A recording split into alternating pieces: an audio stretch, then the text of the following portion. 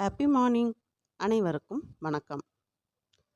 சூப்பரான டேஸ்டான சப்பாத்திக்கு, நானுக்கு எல்லாமே சாப்பிட்றதுக்கு சூப்பரான ஒரு ரெசிபி தான் நம்ம இன்னைக்கு பார்க்க போகிறோம். பாலக் பன்னீர் கிரேவி தான் பண்ண போகிறோங்க. ரொம்ப டேஸ்ட்டாக இருக்கும் சாப்பிட்றதுக்கு. நீங்களும் ட்ரை பண்ணி பாருங்கள். இப்போது பாலக்கீரையை காம்போட கிள்ளி கழுவி எடுத்து வச்சுருக்கிறேன். இதை நம்ம ஒரு பாயில் பண்ண போகிறோம். பாயில் பண்ணுற அளவுக்கு தண்ணி வச்சுட்டு 1 ஸ்பூன் அளவுக்கு சர்க்கரை சேர்த்து தண்ணி சூடாகட்டும். அதுக்குள்ளே நம்ம மசாலா அரைச்சி எடுத்துகிட்டு வந்துடலாம். 1 இன்ச் அளவுக்கு இஞ்சியை தோல் சீவிட்டு துண்டு துண்டாக்கியிருக்கிறேன். ஒரு 10 பூண்டு சேர்த்துருக்கேன். 2 ஸ்பூன் வறுத்த நிலக்கடலை சேர்த்துருக்கேன். ஒரு மீடியம் சைஸ் பெரிய வெங்காயத்தை பொடியாக கட் பண்ணி சேர்த்துக்கோங்க. இப்போ தண்ணி சூடாயிடுச்சு. தண்ணி நல்லா அப்படி ஒரு கொதி வரும்போது கழுவி வச்ச பாலக்கீரையை சேர்த்துடலாம். பாலக்கீரையில் நான் ஏன் உப்பு சேர்க்காமல் சர்க்கரை சேர்த்தேன் அப்படின்னா, இந்த கீரையோட நிறம் மாறாமல் இருக்கும். லாஸ்ட்டு வரைக்குமே நம்ம கொதிக்க வைக்கும்போது அந்த கீரையோட நிறம் மாறவே செய்யாதுங்க. ரொம்ப சூப்பராக இருக்கும். இதோட ஒரு 5 பச்சை மிளகா சேர்த்துருக்குறேன். இப்போ ஒரு ஒரு கொதி மட்டும் வந்தால் போதும். கீரை ரொம்ப மசியெல்லாம் வேக விட வேண்டாங்க. இந்த மாதிரி சர்க்கரை சேர்த்துட்டு நம்ம ஒரு கொதி இப்படி வந்தோடனே அந்த தண்டோடு சேர்த்துக்கோங்க. தண்டோடு சேர்த்து இந்த பாலக்கீரையை ஒரு கொதி வேக வைக்கும்போது நல்லாயிருக்கும். தண்டு வேஸ்ட் பண்ண வேண்டாம். தண்டுலேயுமே நிறைய சத்துக்கள் இருக்குது. ஒரு கொதி வந்ததுக்கப்புறம் அப்படியே நம்ம அப்பள திருப்புற கரண்டியில் அந்த கீரையை எடுத்து குளுந்த தண்ணியில் சேர்த்துடுங்க.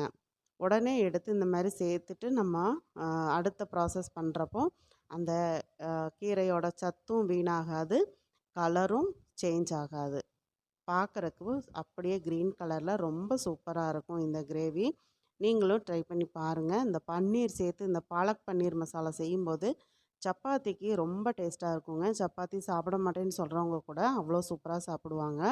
இப்போ மிக்ஸி ஜாரில் இந்த பச்சை மிளகாலாம் சேர்த்துருந்தோம் இல்லையா, அதெல்லாம் மிக்ஸி ஜாரில் சேர்த்துட்டு இந்த பாலக்கீரை தண்ணி வடிச்சிட்டு சேர்த்துக்கோங்க. தண்ணியோடு சேர்த்துற வேண்டாம். அந்த குளுந்த தண்ணியில் இருக்கிற கீரையை எடுத்து மிக்ஸி ஜாரில் சேர்த்துக்கோங்க.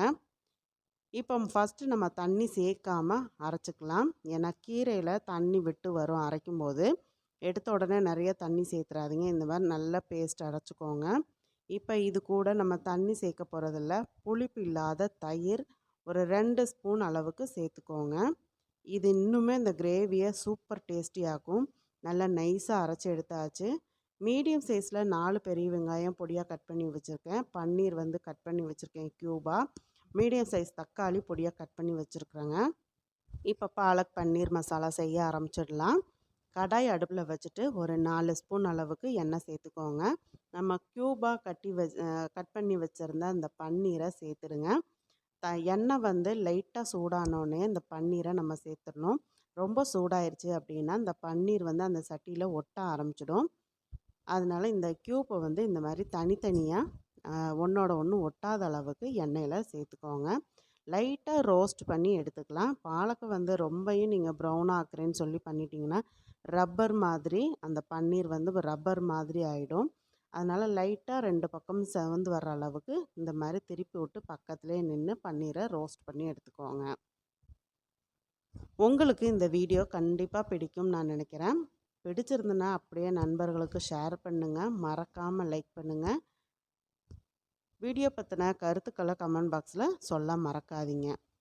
இப்போ இந்த பன்னீரை நம்ம லைட்டாக 2 பக்கமும் செவக்க ரோஸ்ட் பண்ணியாச்சு. இதை ஒரு தட்டுக்கு மாற்றிடலாம். நல்ல பெஸ்ட்டான கமெண்ட்ஸை பின் செய்யப்படுங்க. ஃபஸ்ட்டு கமெண்டாக நான் பின் பண்ணி வைக்கிறேன். இந்த மாதிரி ரோஸ்ட் பண்ணின எல்லா பன்னீரையுமே நம்ம ஒரு தட்டில் எடுத்து வச்சிடலாம். பாலக்கீரையில் நம்ம நிறைய ரெசிபீஸ் பண்ணலாம். பாலக்கீரையில் நிறைய சத்துக்களும் இருக்குது. பாலக்கீரையில் மட்டும்தான் பண்ணணுமா அப்படின்னா இல்லைங்க. தண்டுக்கீரை, அரைக்கீரையில் கூட இந்த மாதிரி நீங்கள் பண்ணி ட்ரை பண்ணலாம். ரொம்ப நல்லாயிருக்குங்க. ஏன்னா சில இடங்களில் பாலக்கீரை கிடைக்காது.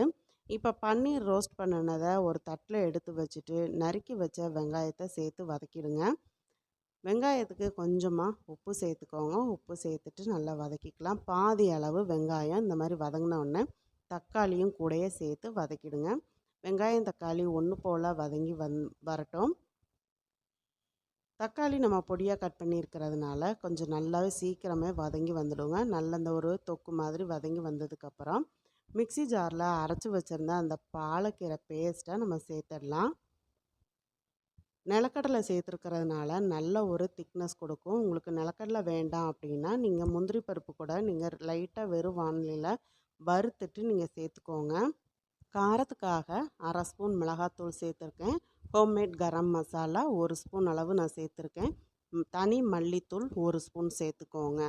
ஹோம்மேட் கரம் மசாலா இல்லை அப்படின்னா, நீங்கள் வெளியில் கடையில் ஹோம்மேட் கரம் மசாலா வாங்கினீங்க அப்படின்னா 1/2 ஸ்பூன் அளவுக்கு சேர்த்துக்கோங்க. இது கூடவே மஞ்சத்தூள் 1/2 ஸ்பூன் சேர்த்துக்கோங்க. சேர்த்துட்டு நல்லா இந்த மாதிரி லோ ஃப்ளேமில் வச்சு நல்லா ஒன்று போல் கலந்து விடுங்க. மசாலா எல்லாம் நல்லா ஒரு கொதி வர்ற அளவுக்கு நம்ம கலந்து விடணும். அடி பிடிக்காத அளவுக்கு கலந்து விட்டுட்டே இருங்க.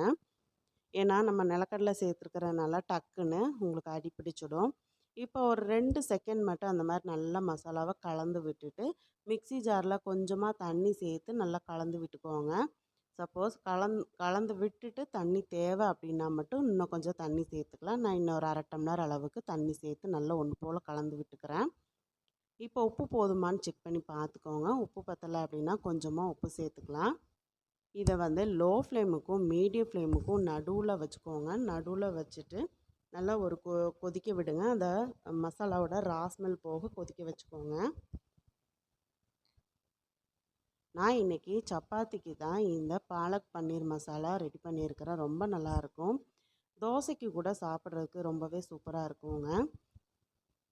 நானுக்கு நீங்கள் வச்சு சாப்பிட்றதுனாலுமே ரொம்ப நல்லாயிருக்கும். நல்லா இந்த மாதிரி ஒரு கொதி வந்ததுக்கப்புறம் நம்ம ரோஸ்ட் பண்ணி வச்சுருக்கிற பன்னீரை சேர்த்துருங்க. சேர்த்துட்டு நல்லா ஒன்று போல் கலந்து விட்டுக்கோங்க. இந்த ஓரங்களெல்லாம் எடுத்து விட்டு நல்லா ஒன்று போல் கலந்து விட்டுட்டு ஒரு கொதி விட்டுக்கலாம். இப்போ இந்த ஸ்டேஜில் நம்ம ஆஃப் பண்ணாலும் இன்னும் நேரம் ஆகும்போது இன்னும் கொஞ்சம் கெட்டியாகும். ஏன்னா நிலக்கடலை சேர்த்துருக்கோம் இல்லையா, அதனால இன்னும் கொஞ்சம் கெட்டியாகும். அடுப்பை ஆஃப் பண்ணிவிட்டு சர்வ் பண்ண வேண்டியதுதான். மீண்டும் அடுத்த ஒரு ரெசிப்பியில் சந்திக்கிறேன். நன்றி, வணக்கம்.